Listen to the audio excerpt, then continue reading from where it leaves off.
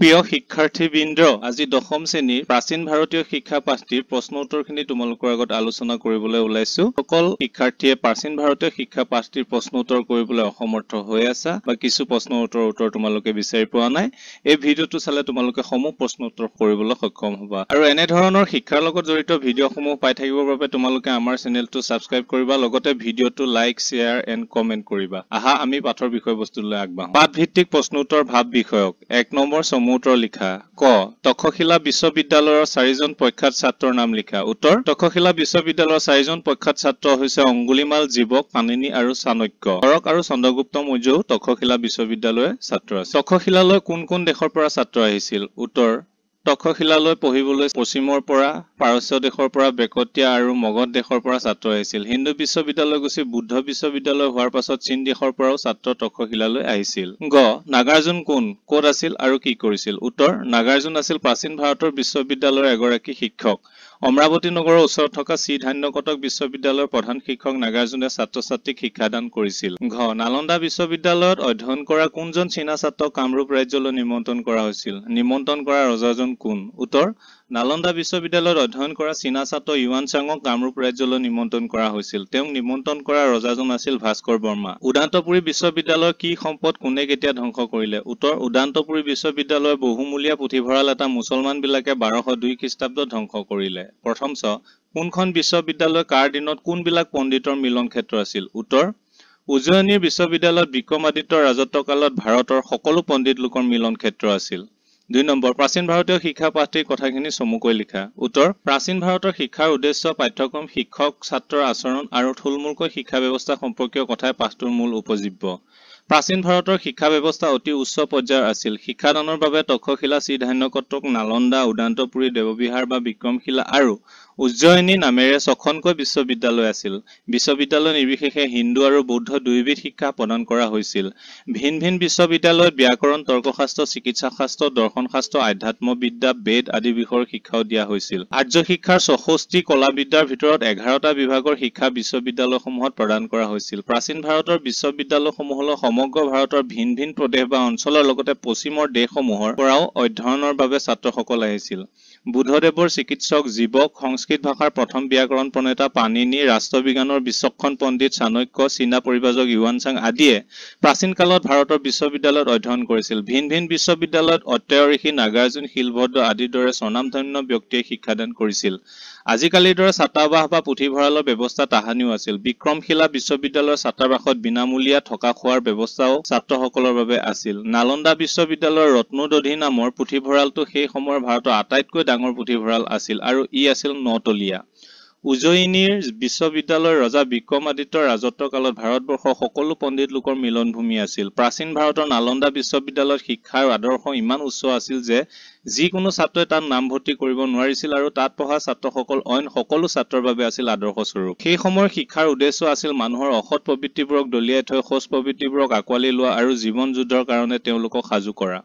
শিক্ষকসকলে সুনাগৰিক গঢ়াই তেওঁলোকৰ প্ৰধান উদ্দেশ্য বুলি মানি চলিছিল। প্ৰাচীন ভাৰতৰ শিক্ষাৰ উচ্চ আদৰ্শক উপলব্ধি কৰি আজিৰ ছাত্ৰ সমাজে নিজকে সুনাগৰিক ৰূপে গঢ়ি তোলাৰ লগতে দেশখনকো ওখ আদৰ্শৰ বাটলৈ নিয়াৰ পথেৰে আগবাঢ়ক। পাঠটোৰ জৰিয়তে এনে আহ্বান শুনা যায়। 3 নম্বৰ, প্ৰাচীন ভাৰতৰ বিশ্ববিদ্যালয়বিলাকৰ চমু পৰিচয় দিয়া। উত্তৰ, প্ৰাচীন ভাৰত শিক্ষাৰ দিশত যথেষ্ট আগবঢ়া আছিল। 6খনকৈ বিশ্ববিদ্যালয়ে শৈক্ষিক ক্ষেত্ৰত 9 মাত্ৰা প্ৰদান কৰিছিল। সেই বিশ্ববিদ্যালয়কেইখন হ'ল তক্ষশিলা, শ্ৰীধান্য কটক, নালন্দা, উদান্তপুৰী, দেৱবিহাৰ বা বিক্ৰমশিলা আৰু উজ্জয়িনী। খ্ৰীষ্টপূৰ্ব 1 শতিকালৈকে বৰ্তি থকা তক্ষশিলা বিশ্ববিদ্যালয় কেইবাখনো চতুষ্পাঠীৰ সমষ্টি আছিল। তাত ভাস্কৰ বিদ্যা, চিত্ৰাংকন, মূৰ্তিকটাকে ধৰি মুঠ 18বিধ শিক্ষা দিয়া হৈছিল।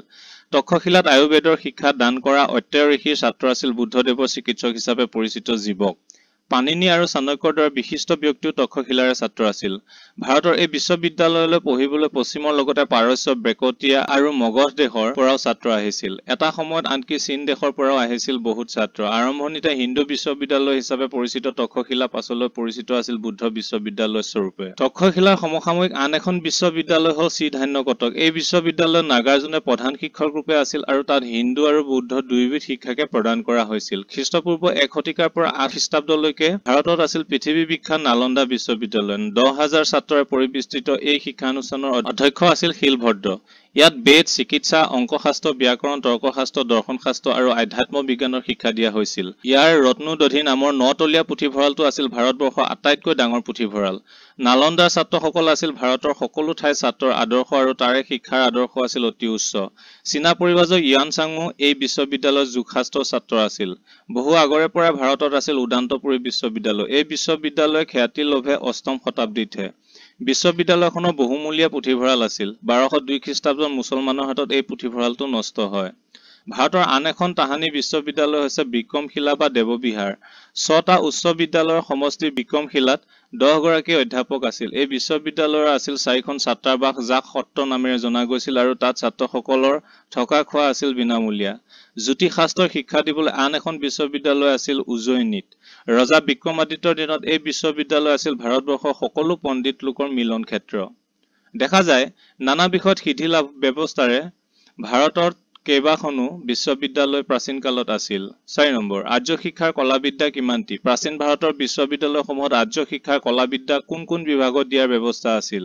উত্তৰ আৰ্য শিক্ষাৰ কলাবিদ্যা হৈছে 64 বিধ। প্ৰাচীন ভাৰতৰ বিশ্ববিদ্যালয়সমূহত ইয়াৰে 11 বিধ কলাবিদ্যাৰ শিক্ষা দিয়া হৈছিল। সেইবোৰ হ'ল ক্ৰমে সাহিত্য, গৃহপাল বিদ্যা, ৰন্ধনবিদ্যা, সাজসজ্জা আৰু পৰিচ্ছদ, হাতেৰে কাম কৰা বিদ্যা, শিল্পবিদ্যা, বিজ্ঞান, সংগীত বিদ্যা, নাট্যবিদ্যা, শিষ্টাচাৰ বিদ্যা আৰু শাৰীৰিক ব্যায়াম বিদ্যা। 5 নম্বৰ আজিকালিৰ শিক্ষাৰ লগত প্ৰাচীন কালৰ ভাৰতৰ শিক্ষাৰ মূল পাৰ্থক্যৰ কথা বহলাই আলোচনা কৰা। উত্তৰ প্ৰাচীন ভাৰতৰ শিক্ষাৰ সুবন্দোবস্ত আছিল। বিভিন্ন বিষয়ৰ শিক্ষা গ্ৰহণৰ অৰ্থে ছাত্ৰৰ বাবে আছিল 6খনকৈ বিশ্ববিদ্যালয়। এই বিশ্ববিদ্যালয়সমূহত তাহানি ভাৰততে নহয় সমগ্ৰ পৃথিৱীতে জনাজাত আছিল। প্ৰাচ্যৰ বিভিন্ন দেশৰ উপৰি পাশ্চাত্যৰ কেইবাখনো দেশৰ পৰা এই বিশ্ববিদ্যালয়সমূহলৈ পঢ়িবলৈ ছাত্ৰ আহিছিল। নালন্দা, উদান্তপুৰী আদি বিশ্ববিদ্যালয়ত আজিৰ দৰে সুবৃহৎ পুথিভঁৰালো আছিল। বিশ্ববিদ্যালয়সমূহ আজিৰ দৰে কেইবাখনো বিদ্যালয় বা চতুষ্পাঠীৰ সমষ্টি আছিল। তাত আছিল সুন্দৰ শ্ৰেণীকোঠা আৰু ছাত্ৰাবাসৰ ব্যৱস্থা। আজিকালি শিক্ষাৰ দৰে প্ৰাচীন কালৰ ভাৰতৰ শিক্ষাও আগবঢ়া আছিল। প্ৰাচীন কালত গুৰুসকলৰ বিষয় জ্ঞান আছিল গভীৰ। ছাত্ৰসকলক জ্ঞান দিবলৈ তেওঁলোক আছিল বদ্ধপৰিকৰ। শিক্ষাৰ উদ্দেশ্য তেওঁলোকৰ বাবে কেৱল জ্ঞানদান আছিল। ছাত্ৰৰ নৈতিক চৰিত্ৰ গঠন তেওঁলোকৰ অন্যতম উদ্দেশ্য আছিল। শিক্ষাদানৰ জৰিয়তে সুনাগৰিক গঢ়ি তুলি সুন্দৰ সমাজ গঢ়াৰ কথা তেওঁলোকে মনত ৰাখিছিল। সেয়ে শিক্ষকে পাৰিশ্ৰমিকৰ প্ৰতি বিশেষ গুৰুত্ব দিয়া নাছিল। আধুনিক শিক্ষা ব্যৱস্থা বহু সময়ত পাঠ্যক্ৰম কেন্দ্ৰিক হোৱা দেখা যায়। নিৰ্দিষ্ট সময়ত পাঠ্যক্ৰম শেষ কৰি ছাত্ৰ-ছাত্ৰীক নম্বৰৰ প্ৰতি আকৰ্ষিত কৰা দেখা যায়। নৈতিক চৰিত্ৰ গঠন বা সুনাগৰিক গঢ় দিবলৈ আজিৰ শিক্ষা ব্যৱস্থাত সুযোগ কমেই থাকে। শিক্ষকসকলেও বহু সময়ত চাকৰি হিচাপেহে শিক্ষকতা কৰা দেখা যায়। ইয়াৰ তুলনাত প্ৰাচীন ভাৰতৰ বিখ্যাত নালন্দা বিশ্ববিদ্যালয়ত শিক্ষকে পাৰিশ্ৰমিক নোলোৱাকৈও শিক্ষাদান কৰা হৈছিল। আনকি বিক্ৰমশিলা বিশ্ববিদ্যালয়ৰ ছাত্ৰাবাসত ছাত্ৰৰ বাবে থকা খোৱাও বিনামূলীয়া আছিল। প্ৰাচীন ভাৰতৰ শিক্ষাৰ উদ্দেশ্য আছিল মানুহৰ সজ বৃত্তিবোৰক গঢ় দি অসৎ বৃত্তিক নিপাত কৰা আৰু জীৱন যুদ্ধৰ বাবে ভালদৰে সাজু কৰা। আজিকালি শিক্ষাত দেখা যায় ছাত্ৰ-ছাত্ৰীয়ে কেৱল নম্বৰৰ পাছত দৌৰিছে আৰু শিক্ষকে কৰিছে চাকৰি। পাঠটোৰ পৰা প্ৰাচীন আৰু আধুনিক শিক্ষাৰ এই মূল পাৰ্থক্য স্পষ্ট ৰূপত বুজি উঠিব পাৰি। 6 নম্বৰ চমু টোকা লিখা। উত্তৰ এইখিনি তোমালোকে নিজে পঢ়ি ল'বা, লাগিলে স্ক্ৰীনশ্বট লৈ ল'বা, লৈ পেলাই তোমালোকে লিখি ল'বা, নহলে ভিডিঅ'টো চাই চাই তোমালোকে উত্তৰবোৰ লিখিবা। তক্ষশিলা বিশ্ববিদ্যালয়, ৰাষ্ট্ৰবিজ্ঞান শব্দটো টাইপিং মিষ্টেক হৈ আছে, চাই ল'বা।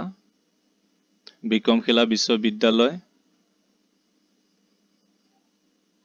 নালন্দা বিশ্ববিদ্যালয়। 7 নম্বৰ প্ৰাচীন ভাৰতীয় শিক্ষা প্ৰবন্ধটোৰ পৰা তুমি কি কি মূল্যৱান কথা শিকিলা চমুকৈ লিখা। উত্তৰ আমাৰ পাঠ্যপুথিৰ সন্নিৱিষ্ট প্ৰাচীন ভাৰতীয় শিক্ষা প্ৰবন্ধটি নিঃসন্দেহে মূল্যৱান কথাৰে ভৰপূৰ। প্ৰাচীন কালত ভাৰতবৰ্ষৰ শিক্ষা ব্যৱস্থা কিমান উন্নত আছিল সেই বিষয়ে পাঠটোত স্পষ্টভাৱে উল্লেখ কৰা হৈছে।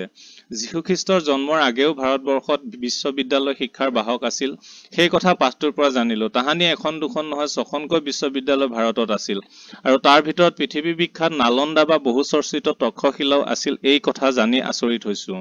বিশ্ববিদ্যালয়সমূহত ভাৰতৰ বিভিন্ন দিশৰ বিশিষ্ট ব্যক্তি যেনে বুদ্ধদেৱৰ চিকিৎসক জীৱক, সংস্কৃত ভাষাৰ প্ৰথম ব্যাকৰণ প্ৰণেতা পাণিনি আৰু ৰাষ্ট্ৰবিজ্ঞানৰ বিচক্ষণ পণ্ডিত চাণক্যও ছাত্ৰ হিচাপে অধ্যয়নৰত আছিল। প্ৰথমবাৰলৈ পাঠটোৰ পৰা এই কথা শিকিলো। বিশ্ববিদ্যালয়সমূহত অত্ৰ্য ঋষি, নাগাৰ্জুন, শিলভদ্ৰ আদিৰ দৰে ইতিহাস প্ৰসিদ্ধ লোকসকলে শিক্ষকতা কৰা কথাটো প্ৰবন্ধটো পঢ়িহে জানিলো।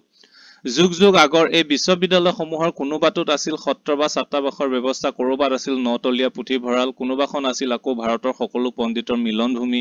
এই অতি মূল্যৱান কথাবোৰ আজিৰ যুগত ভাবিবই নোৱাৰি, অথচ পাঠটো পঢ়ি সত্য বুলি বুজিলো। প্ৰাচীন ভাৰতৰ শিক্ষাৰ উদ্দেশ্য আছিল মানুহৰ অসজ ভিত্তিক দলিয়াই সজ ভিত্তিসমূহক তুলি তালি গঢ় দি জীৱন যুদ্ধৰ নিমিত্তে তেওঁলোকক সাজু কৰা আৰু এখন সুস্থ সমাজ গঠন কৰা। এই কথা পাঠটোৰ পৰা সুন্দৰভাৱে বুজিব পাৰি। ভাষা বিষয়ক তলৰ শব্দকেইটাৰ সন্ধি ভাঙা। শিক্ষাগাৰ, শিক্ষা যোগ আগাৰ, বিদ্যালয়, বিদ্যা যোগ আলয়, পুৰুষাৰ্থ, পুৰুষ যোগ অৰ্থ। অতিৰিক্ত প্ৰশ্ন উত্তৰ। 1. আৰ্য শিক্ষাৰ মূল মন্ত্ৰ কি? আৰ্য শিক্ষাৰ মূল মন্ত্ৰ হ'ল মুখ্য লাভ। 2. প্ৰত্যেক মানুহৰ চাৰিবিধ পুৰুষাৰ্থ কি কি? উত্তৰ, প্ৰত্যেক মানুহৰ চাৰিবিধ পুৰুষাৰ্থ হৈছে ধৰ্ম, অৰ্থ, কাম আৰু মোক্ষ।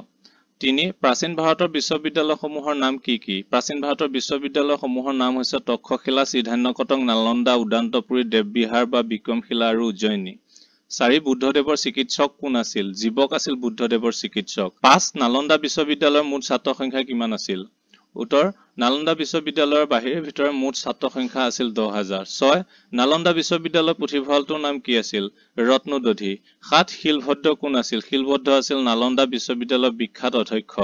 8. ৰত্নদধি নামৰ পুথিভঁৰালটো কেইতলীয়া আছিল? ৰত্নদধি নামৰ পুথিভঁৰালটো 9তলীয়া আছিল। 9. আগৰ কালৰ শিক্ষাৰ উদ্দেশ্য কি আছিল? উত্তৰ, আগৰ কালৰ শিক্ষাৰ উদ্দেশ্য আছিল মানুহৰ সজ বৃত্তিবোৰক ফুলাই তুলি অসৎ বৃত্তিবোৰক দলিয়াই পেলাই তেওঁক জীৱন যুদ্ধৰ নিমিত্তে ভালকৈ সাজু কৰা। 10. প্ৰথম অসমীয়া চনেট কোনটো? উত্তৰ, প্ৰিয়তমাৰ চিঠি হৈছে প্ৰথম অসমীয়া চনেট। প্ৰিয় ছাত্ৰ ছাত্ৰীসকল, এই পাঠটোৰ সমূহ প্ৰশ্ন উত্তৰৰ লগতে অতিৰিক্ত প্ৰশ্নসমূহো সমাপ্ত হৈছে। অন্য ভিডিঅ'বোৰৰ বাবে তোমালোকে চেনেলটো ছাবস্ক্ৰাইব কৰিবা আৰু ভিডিঅ'টো শ্বেয়াৰ কৰিবা আৰু লাইক কমেণ্ট কৰিবা। ধন্যবাদ।